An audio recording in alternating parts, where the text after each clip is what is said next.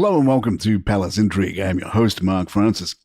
Meghan Markle, the Duchess of Sussex, compared herself to a jar of Nutella in a social media post. Meghan, who returned to Instagram this year, posted a photo featuring a white-framed collection of images and quotes seemingly displayed in her Montecito home. Among the curated images was an animated drawing of herself and Prince Harry, accompanied by words of encouragement and reflections that resonate with her. In the caption, Meghan wrote, "From memory lane to the memories I'm making today," a nod to both the past and her current journey. Also visible in the frame were messages of self-empowerment, including "Happiness looks good on you," and the lighthearted remark, "You cannot make everybody happy. You're not a jar of Nutella." As part of her post, the Duchess shared a carefully curated mood board featuring labels from her newly rebranded lifestyle brand, seemingly for her raspberry jam, alongside an array of sentimental touches. A watercolour painting of Meghan and Prince Harry, accompanied by their beloved rescue beagle Guy, who passed away earlier this year, was among the personal inclusions. Elsewhere on the board, images of fruit on toast, a smiling pancake, a peacock, flowers and serene landscapes added to the aesthetic. In a nostalgic nod to her now-defunct lifestyle blog, The Tig, Meghan also included a recipe for her signature drink, the signature Tig Cup, a detail that longtime followers will recognise as a callback to her pre-royal days. Some accused Meghan of copying Catherine, the wonderful Princess of Wales. One social media user wrote, "Don't forget, the real reason she posted that was to show Archie's artwork, since Catherine put out her kid's artwork the other day. She's so predictable, as ever, a copycat." In the Telegraph, Judith Woods wonders, is Meghan ever going to have an original idea again? Judith writes, "Avocados, jam and a logo ripped from medieval Spain, the Duchess's latest reinvention is nothing if not predictable. As ever, it's a rebrand, it's a lifestyle. Does it still revolve around jars of bespoke jam from a named strawberry plant? I have no idea. What I do know is that it's a painfully opposite summation of Meghan's ill-fated back-of-an-envelope career since fleeing these shores.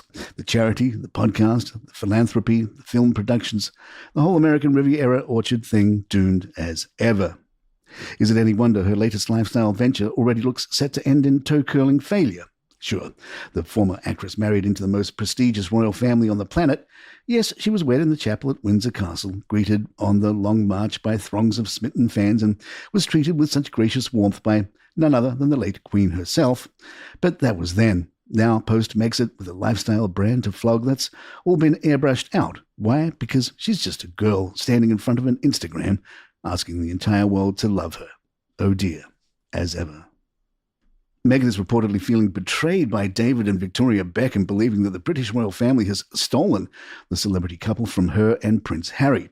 According to Radar Online, the Duchess of Sussex is increasingly frustrated by the Beckhams' growing closeness to the royals, particularly after their appearance at an exclusive black-tie dinner at Highgrove House with King Charles III. A source claimed it's brought back all her old recollections that she was treated badly by the royals and the Beckhams, so this growing friendship is like a double blow for Meghan. The relationship between the Sussexes and the Beckhams has reportedly been strained since Meghan and Harry's 2018 wedding, where David and Victoria were high-profile guests. Meghan, a longtime admirer of Victoria Beckham's fashion empire, had hoped to build a close friendship and even potential collaborations. However, tensions arose when Prince Harry allegedly suspected the Beckhams of leaking information to the press, a claim that reportedly infuriated David. An insider explained she thinks it was entirely reasonable for her to ask them about a possible media leak and that David's reaction was totally over the top, and Harry agrees. They feel like they're rubbing their face in it by popping up at every royal envelope opening. Compounding Meghan's frustration is Victoria's reported friendship with Catherine, the wonderful Princess of Wales. It's been driving Meghan bananas hearing things like this, as it was supposed to be her texting Victoria from a fitting room. The source added, referring to claims that Victoria has been advising Kate on possible Vogue photo shoot.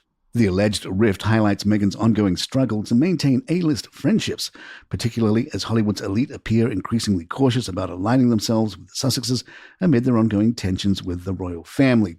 While Meghan reportedly remains upset over the situation, the Beckhams seem to have firmly repositioned themselves even with the royal circle, leaving the Sussexes further on the outside as ever. Mindy Kaling has shared her experience filming with Love Meghan, revealing the thoughtful hospitality of the Duchess of Sussex and the practical hosting tips she picked up along the way. In an interview with Time, Kaling recalled, "I was on maternity leave with my daughter in March and April, and Meghan texted me that she was doing a show where she was going to cook for her friends. Would I want to come into Montecito and have her cook for me? I wanted to get taken care of in that moment of my life. That was a fun maternity leave field trip. I left with a basket of fresh produce and homemade jam and hot sauce because she knew I loved hot sauce. She's a very generous woman who knew I needed a break. I love cooking, but I'm really not good at entertaining. I don't know anything about how you're supposed to use overhead lighting when people come over. You're supposed to use little lamps, but Meghan just knows how to do that stuff. For kids' parties, I usually just go to the party supply store and get paper things, which I don't judge, and neither does she. But it was fun to learn the simple ways to do a homemade kids' party." She also addressed common misconceptions about the Duchess, saying, "I think a misconception about Meghan is that she's in any way fussy or has expectations of fanciness. She really is a down-to-earth person who knows a lot of fun tricks to make entertaining and cooking easier." Speaking at the Golden Globes last month, Kaling further praised Meghan's cooking skills. "I think of myself as a kind of okay cook, but she unsurprisingly blew me out of the water. The thing about her recipes and being there was that it was just really accessible.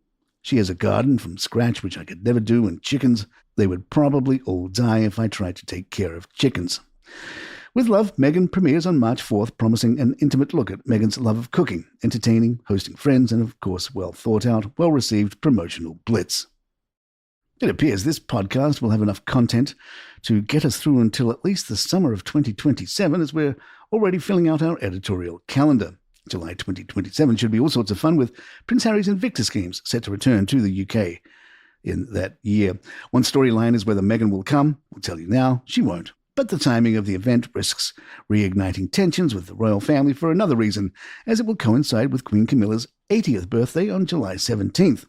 Reports suggest King Charles is planning multiple events, including a Thanksgiving service at St. George's Chapel in Windsor to mark the milestone occasion.